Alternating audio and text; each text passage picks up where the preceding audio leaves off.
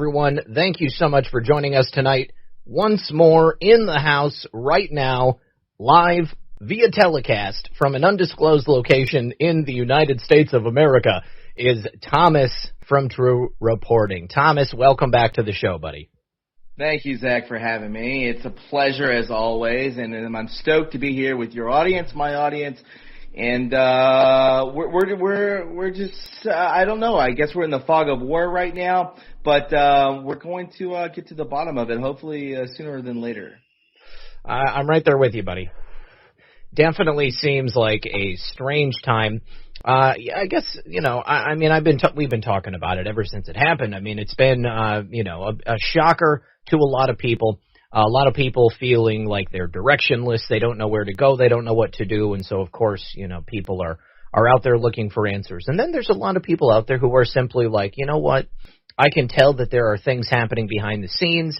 I'm okay with it. Before we get into where you're at with all of this, Thomas, I would like to know, man, what happened, dude? I mean, your computer broke down, I know, and you were unable to produce for a couple of weeks, and many, many people were coming to me and asking if you had been captured by the deep state or if you were made into a cabal kebab, if they had chopped you up and flipped you on the Barbie. And also, is that like a duck on your hat, or is that sure? Is it a stork? So this is a duck. This is a new sponsor. But they're fabulous people. They're out of Tennessee.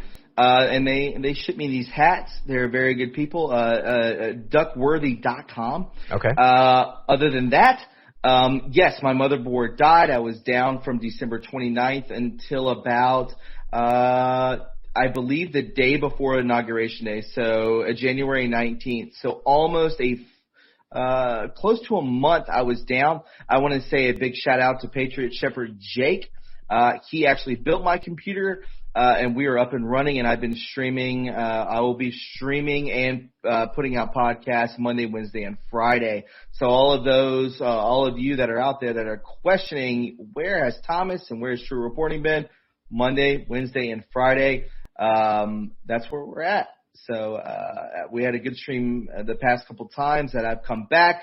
I appreciate the warm welcome. I appreciate the loyalty, and this is what this is all about. So, again, thanks to each and every one of you who has tuned in and shared the information that I'm putting out there. All right. So somebody mentioned in the chat that they like the chair. I do look comfy, yes.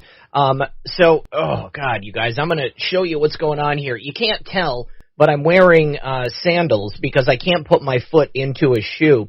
And that's because on Thursday night, I forgot to mention it yesterday, but when I woke up to go to the bathroom in the middle of the night, and I walked straight into my bedroom door, and my foot hit the door first, and I lost my big toenail on my left foot, like, all at once. It was like I awoke with a start, okay? I wasn't quite awake when I hit the door, but then I awoke very, very quickly, and it was blood and gore. It was awful.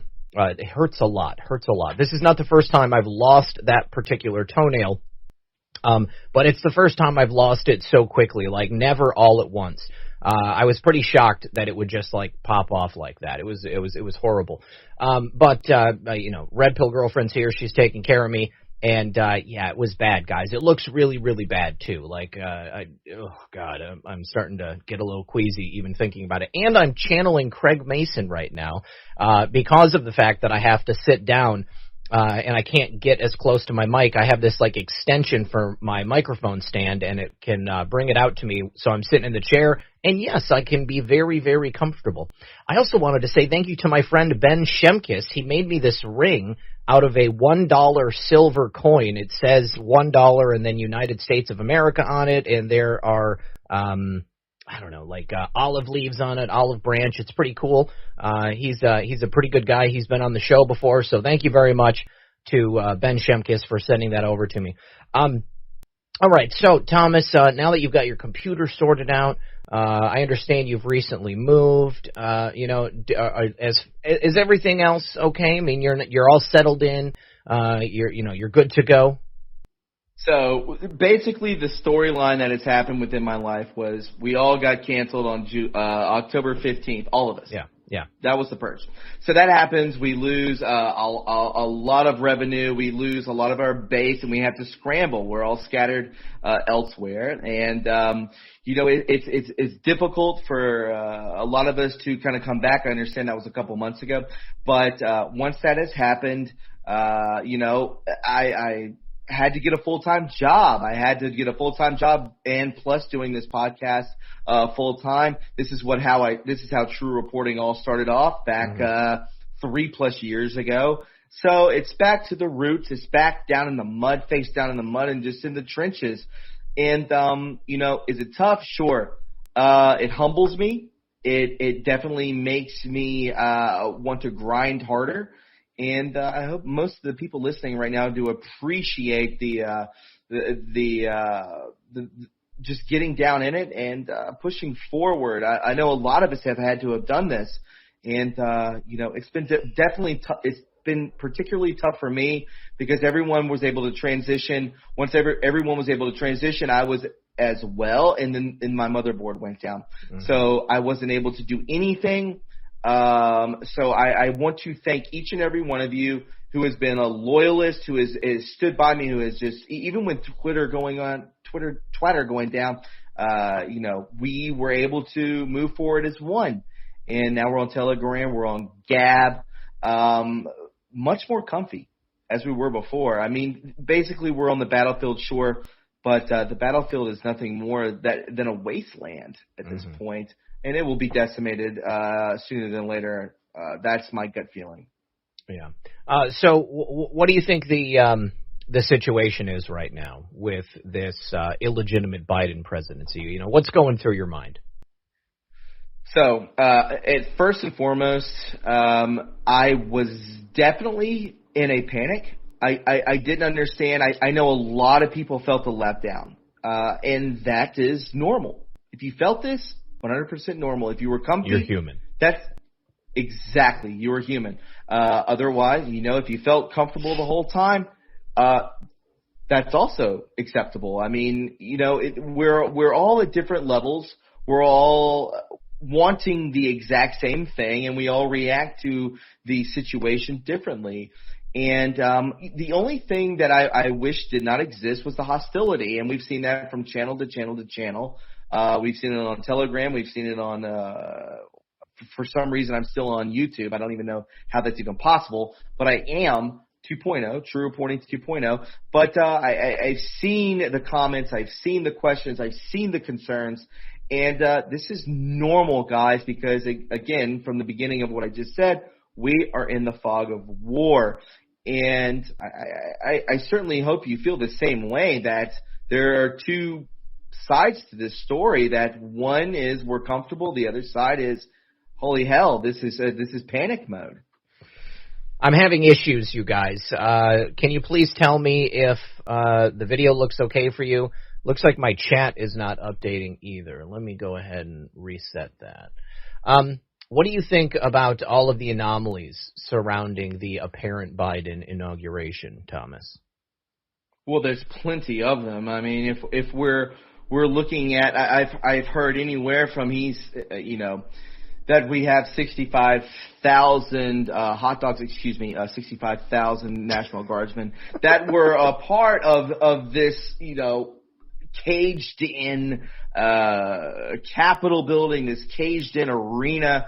That in itself is strange, and even normies are experiencing the same thing deep down in our being. Many of us are saying, none of this seems correct. None of this seems normal.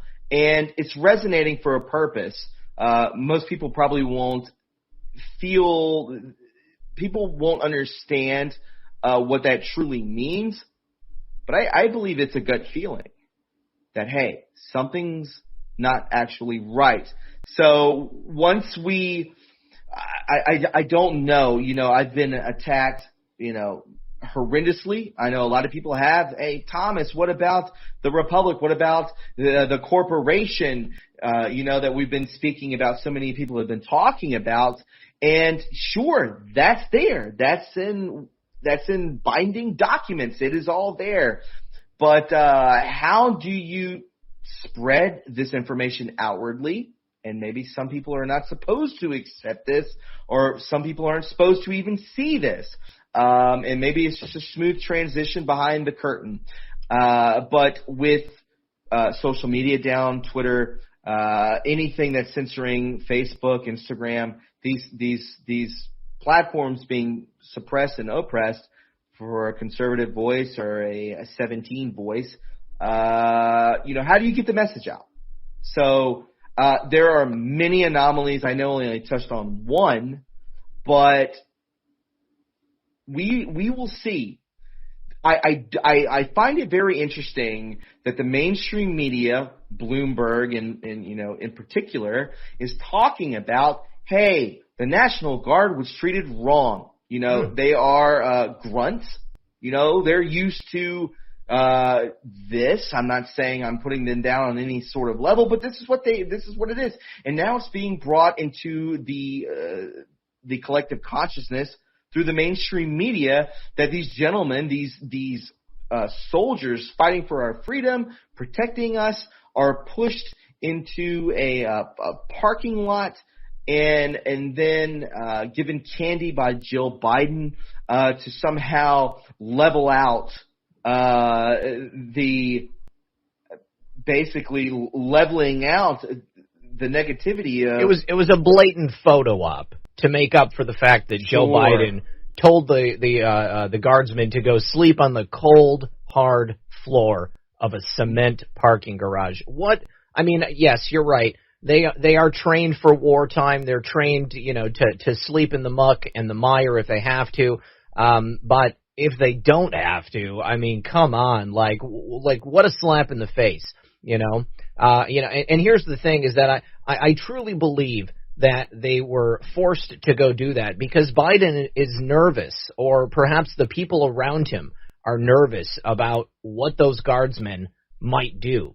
Or the rumors that are spreading. At the same time that Media Matters and shill rags such as, the Washington Post write hit pieces on people outside the mainstream media in the alternative journalist sphere, and they talk about things like this theory that the National Guard might be part of a military, let's say, handoff, not a takeover, but a handoff to a legitimate civilian government.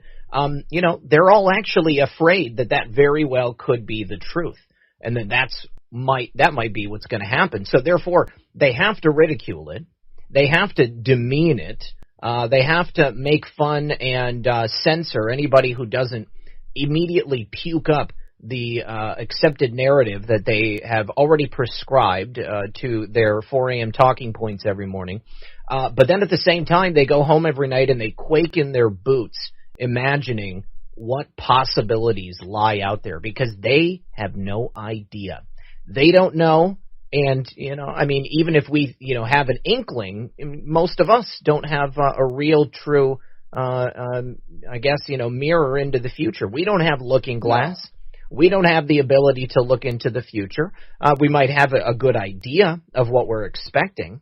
But there's only a handful of people who knows. God knows, obviously, but beyond that, there's only a handful of people who really know. Did you see that President Trump made his first statement to the press yesterday? He was contacted. Well, somebody from a newspaper came up to him when he was eating at one of the restaurants at the golf course at Mar-a-Lago. And he said, we're basically, we're going to be coming back, just not yet.